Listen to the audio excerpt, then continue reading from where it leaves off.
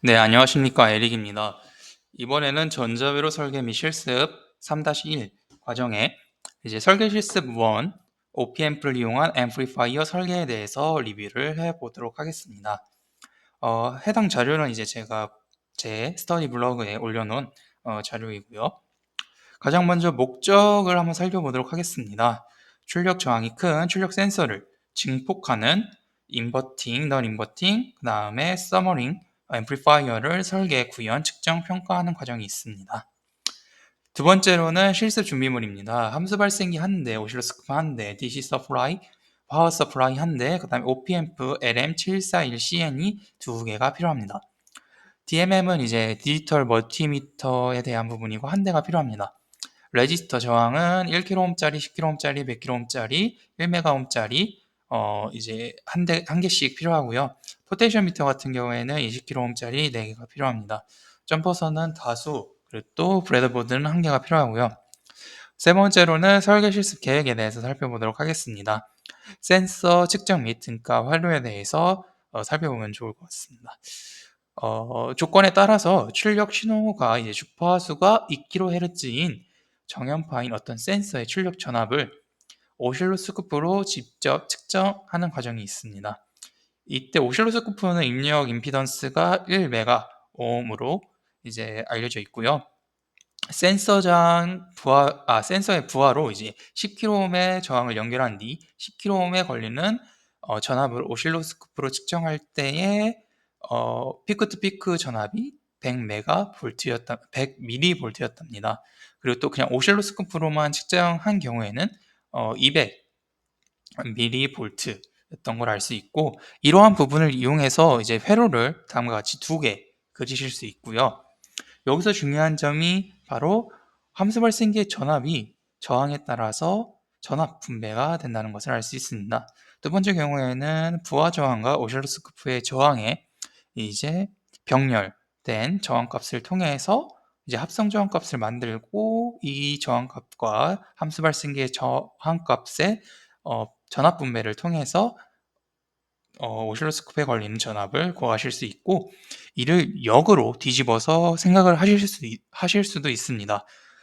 로드 전압이나 오실로스코프에 걸리는 전압을 통해서 이제 반대로 생각을 하시면은 함수 발생기나 아니면은 어, 함수 발생기에 걸리는 함수 발생기의 입력 출력 전압이랑 또 이제 저항을 정확히 아실 수 있습니다.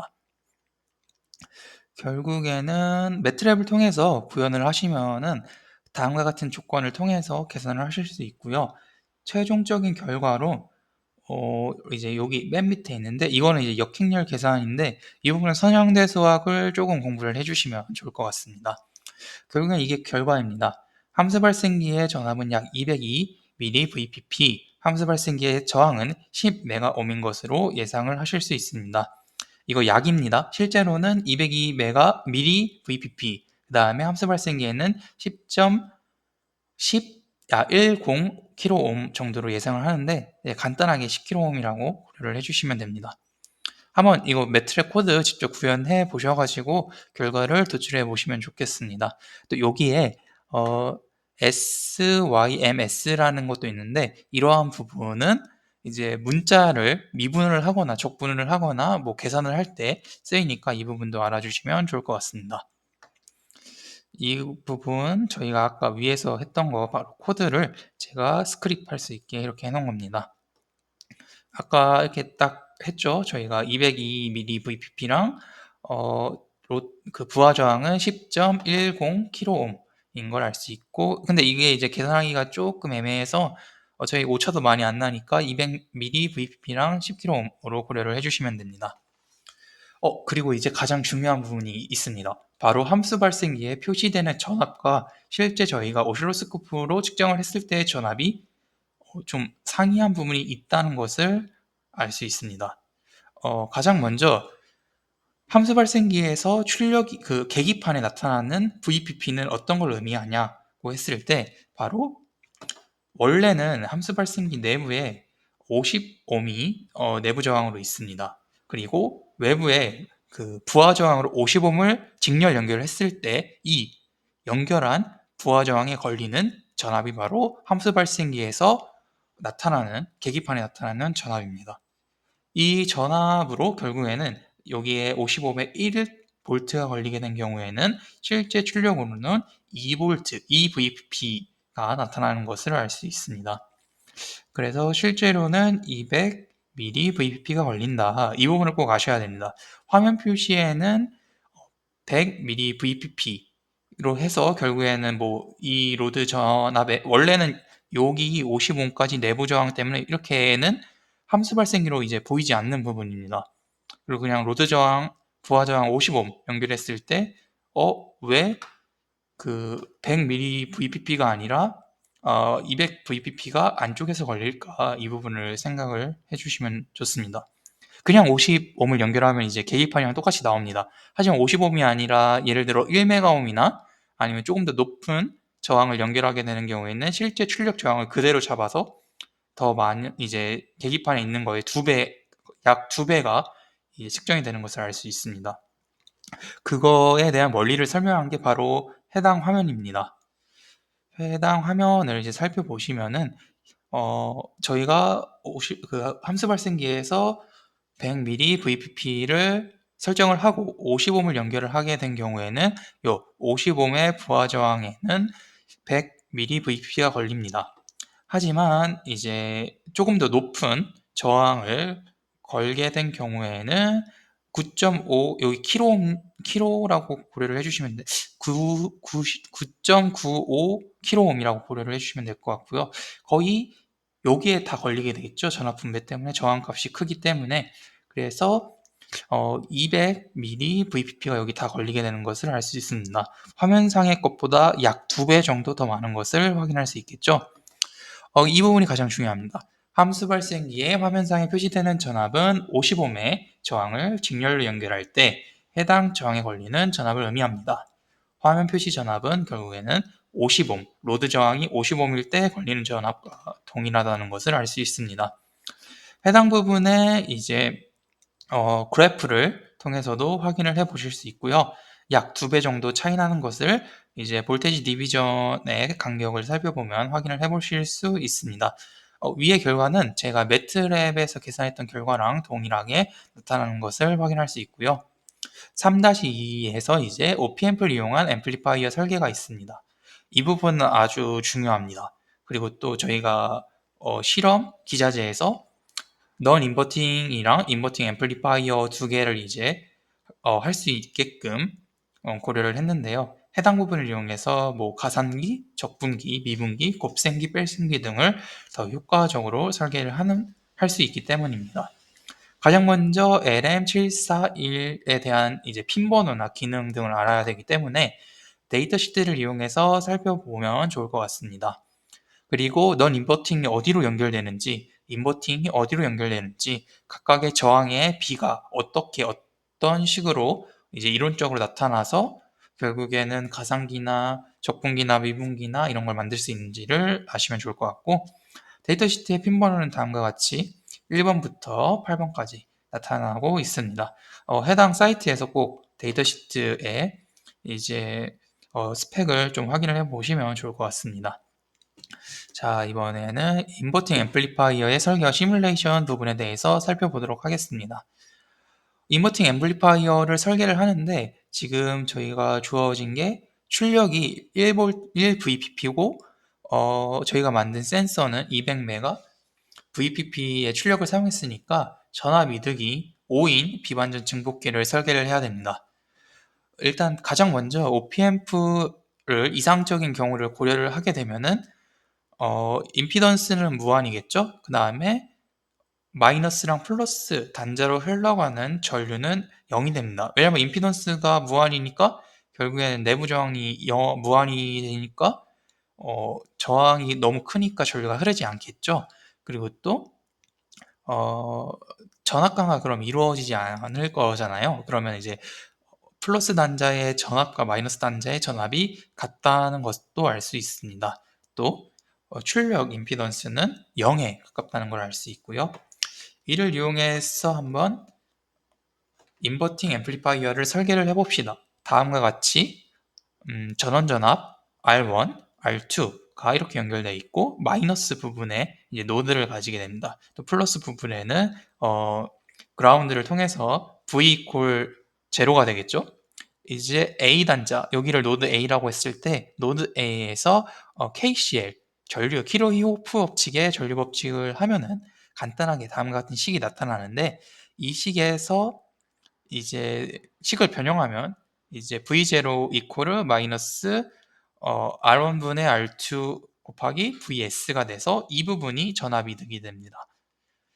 그리고 마이너스 입력 단자로 연결했을 때 네거티브 피드백이고 플러스 입력 단자로 연결했을 때 포지티브 피드백인 부분을 살펴볼 수 있고 이러한 원리를 통해서 서머링 OPAmp나 웨이티드 서머를 이제 구현하는 것이 가능합니다.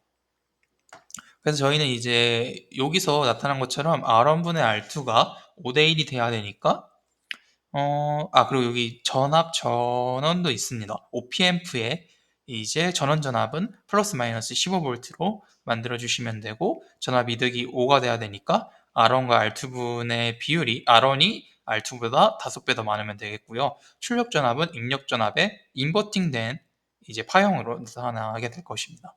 위상을 고려하면 180도 이제 조금 더 앞서거나 뒤친 모양으로 나타나게 됩니다. 그래서 전체적인 회로는 다음과 같이 구성을 해 주시면 됩니다. 그렇게 해보시면 결국엔 파란색이 이제 입력 전압입니다. 노란색이 입력 전압이고 파란색이 출력 전압인데 약 5배의 전압 이득을 가지고 거의 1Vpp가 출력이 되는 걸 확인할 수 있겠죠. 두 번째로는 이 부분에서 또 재밌는 부분이 전체적인 그 OPamp 자체에 이제 내부에 이제 그냥 전압 이등을 5인데 만약에 여기에 저항이 추가로 더 연결이 되어 있거나 그런 경우에는 다음과 같이 등가 저항의 합으로 나타내고 전압 이득이 2.5가 될 수 있다는 것을 확인해 보실 수 있습니다. 그 그림이 다음 아래 부분이고요. 저희가 이제 OPAmp의 전압 이득을 R1분의 여기는 이제 R3랑 R2로 고려를 해주시면 5긴 한데 10kΩ이라는 전압이 또 출력 부분에 연결이 되어 있으면 이 전체 부분을 20kΩ으로 고려를 해서 이 오버롤 볼테이지 게인으로 고려를 하면 2.5가 되는 것을 확인할 수 있습니다. 그럼 다음과 같이 저희가 예상했던 거와는 살짝 다른 이제 전압 이득이 나타나는 것을 알 수 있습니다. 그래서 여기에 10kΩ이 있는 경우랑 아니면 10kΩ을 고려하지 않고 한 경우로 이렇게 전압 이득을 고려를 해보시면 좋을 것 같습니다. 여기는 전압 이득이 5인데 전체적으로는 2.5가 되는 것을 확인할 수 있죠. 마지막으로는 전압 이득이 10인 경우를 확인을 하면 되는데 이 부분도 간단하게 R1은 1kΩ이랑 R2는 10kΩ인 경우를 이제 해주시면 됩니다. 그러면 여기 보시면 200mV VPP가 2V 그러니까 이제 10배 2VPP로 되는 거로 10배가 되는 걸 확인할 수 있겠죠. 또 이제 살짝 보시면은 위상이 반전되어 있다는 것도 확인할 수 있습니다. 앰플리파이어에서 이제 OPAmp를 저희가 LM741CN을 썼는데 이 부분은 이제 주파수의 크기가 너무 크면은 증폭 기능을 제대로 수행하지 못하는 부분도 있습니다. 이는 실제로 데이터 시트에서도 다음과 같이 기술이 되어 있고요. 저희가 실제 실험했던 거랑 거의 유사하게 나타나고 있습니다. 전압 이득이 갑자기 떨어지는 구간들이 있죠. 이러한 부분이 이제 주파수가 너무 커서 전압 이득이 제대로 이루어지지 않은 것을 확인할 수 있습니다. 3-2-2는 이제 인버팅 앰플리파이어 측정인데요. 인버팅 앰플리파이어를 이제 만드는 방법과 이제 전압 이득이 어떻게 구현이 되는지 전압 이득과 관련된 식을 살펴보면 좋을 것 같습니다. 해당 부분은 이제 조건 부분이고요. 시뮬레이션을 통해서 아래 거를 확인을 해보시면 좋을 것 같습니다. 또 이제 볼테이지 디비전이랑 타임 디비전을 설정하는 부분이 있는데 이 부분도 아랫부분을 살펴보면서 설명을 해드리면 좋을 것 같습니다. 실제로 저희가 이제 구현한 회로고요. 저희가 시뮬레이션을 했던 거랑 아주 유사한 양상으로 나타나는 것을 알 수 있습니다. 비반전 증폭기를 한번 살펴보도록 하겠습니다. 제가 여기서는 아마 증명을 하지는 않았던 것 같은데, 네, 여기서 보시는 것처럼 결국에는 하나의 노드를 잡고 여기 있죠. 플러스 플러스가 V서브 플러스가 GND랑 연결되어 있기 때문에 0인 거를 잡고 출력 전압이랑 뭐 입력 전압에서 이제 노드를 여기 잡고 KCL을 쓰시면은 간단하게 식을 얻을 수 있습니다. 그러면 이제 그 식을 통해서 weighted summer랑 뭐 이렇게 좀 연계된 가상기를 만드실 수 있고요. 요 두 가지 방법은 모두 다 잘 알아주시면 좋을 것 같습니다. 네, 그리고 여기 제가 해놨네요. 예.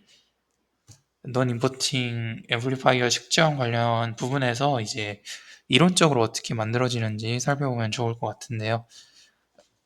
해당 부분은 이제 잘 보시면 플러스 부분, V 플러스 입력 단자 부분에 VI가 설정이 돼 있어서 V 플러스가 VI가 되고 또 V 플러스는 이상적인 경우에는 V 마이너스의 입력 단자의 전압과 동일하게 되겠죠. 이 부분을 통해서 노드 부분에서 KCL을 다시 적용하면 다음과 같습니다. 특이한 점은 앞에서 인버팅 앰플리파이어 같은 경우에는 마이너스가 붙었지만 여기서는 마이너스가 붙지 않고 또 볼테지 게인 같은 경우가 원래는 그 인버팅 앰플리파이어 같은 경우에는 마이너스 R1분의 R2가 됐었는데 여기서는 1 플러스 R1분의 R2가 되는 것을 확인할 수 있어요. 이러한 부분을 통해서 만약 5배로 증가를 해야 된다. 그렇게 되면은 R1분의 R2 비율이 결국에 1대 4가 돼야 되는 것을 알 수 있습니다.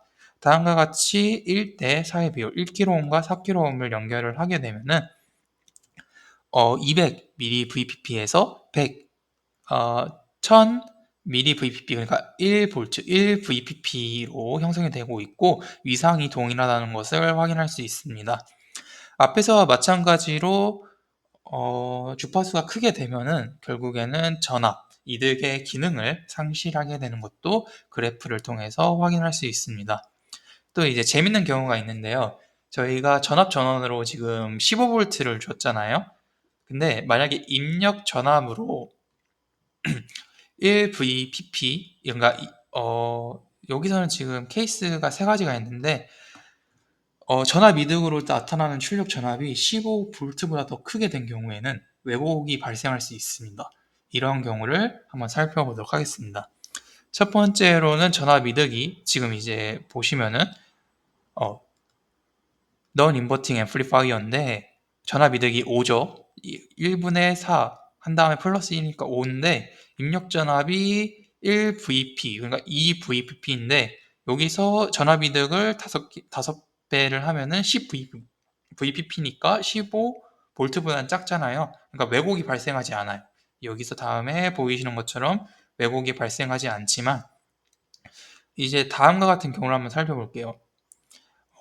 전압 이득이 5이고 또 이제 입력 전압이 6VPP인 경우 여기서는 이제 5배를 하게 되면은 결국에는 15VPP 15, 그러니까 최대 전압이 15V까지 돼서 여기서도 괜찮습니다. 약간 왜곡이 살짝 있기는 하지만 그래도 눈에 띄게 왜곡이 나타나지 않아요. 하지만 입력 전압을 6VP, 그러니까 12VPP로 고려를 하게 된 경우에는 전압 이득을 한번 넣어서 생각을 해보시면은 30V보다 더 크게 되잖아요. 그쵸? 30V보다 더 크게 되니까 결국엔 요 부분이 살짝 틀린 것 같네요. 저희가 이제 15V가 최대 전압인데 여기서 계산이 30V니까 30V, 여기가 계산이 틀렸네요. 여기 부분을 좀 수정을 해야 될 것 같습니다. 여기 5예요. 5면 30V잖아요. 30V보다 크므로 왜곡이 발생하면 다음과 같이 이렇게 잘리는 부분이 생기는 걸 확인할 수 있겠죠. 여기가 이제 15V쯤 될 때 이제 왜곡이 발생하는 것을 알 수 있습니다. 그래서 V sub E나 V sub CC가 출력 파형에 영향을 미치는 것을 확인하실 수 있습니다.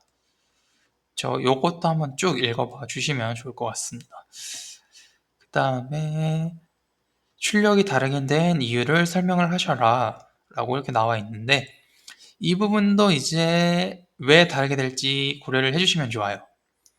만약에 저희가 전압부에 저항, 그러니까 아까는 10kΩ 있었잖아요. 10kΩ이 있는 경우에는 R1분의 R2를 할 때 R1 부분의 합성 저항을 고려해서 만들었잖아요.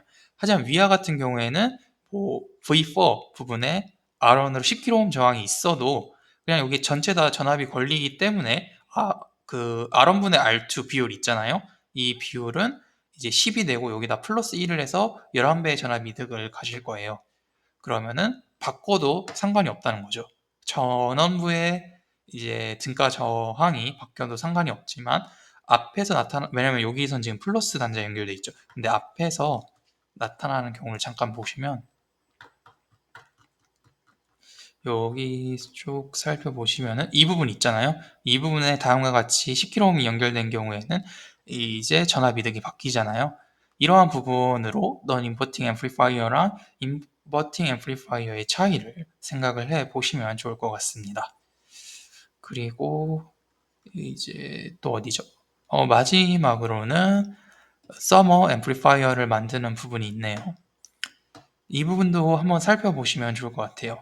그리고 여기서는 10V1-V2가 되도록 회로를 설계를 하여라 라고 나타나 있고, 출력 저항이 10kΩ, 주파수가 4kHz, 크기가 0.5V인 부분이 있네요.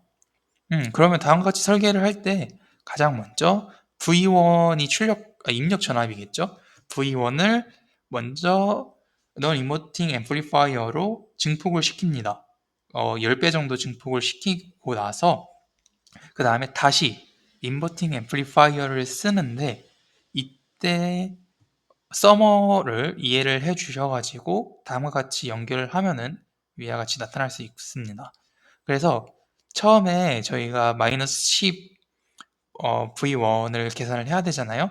그 부분을 이제 VX로 잡으면은 이 부분이 이제 인버팅 앰플리파이어다. 해당 부분이 인버팅 앰플리파이어고 VX는 다음과 같이 고려가 된다. 그리고 서머에서 VX랑 V2랑 R1, R3, R4가 있으니까, 그리고 R5가 있네? 이 부분을 어떻게 이제 계산을 할까? 이 부분을 이제 KCL을 한번 써보시면 바로 나타낼 수 있고, VX가 V0가 마이너스 R3분의 R5 곱하기 VX 마이너스 R4분의 R5 곱하기 R2로 된다 하고, VX 구하신 거 있잖아요. 이거 넣어서 계산을 해주시면 돼요. 그러면 R1분의 R3, R1, R3분의 R2, R5가 결국엔 10이 되고, R4분의 R5가 1이 돼서 위와 같이 설계 스펙을 맞춰주시면 됩니다. 그러면 다음과 같이 아주 적절하게 잘 나타나는 것을 확인할 수 있어요. 실제로 이제 회로들을 구현을 한 거는 다음과 같이 확인을 해 보시면 되고요.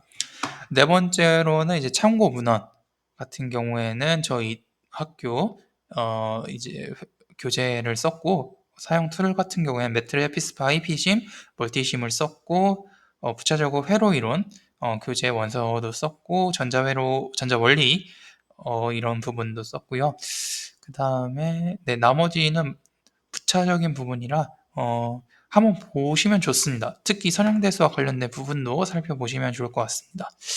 다섯 번째로 느낀 점을 한번 살펴보면, 앰플리파이어 전압이득, 태분한 정리 등을 조금 더 자세히 알 수 있었고, 직접 저희가 가상기를 설계를 해보면서 OPMP의 사용법도 제대로 알고 데이터 시트를 보는 법도 잘 알 수 있게 된 것 같습니다.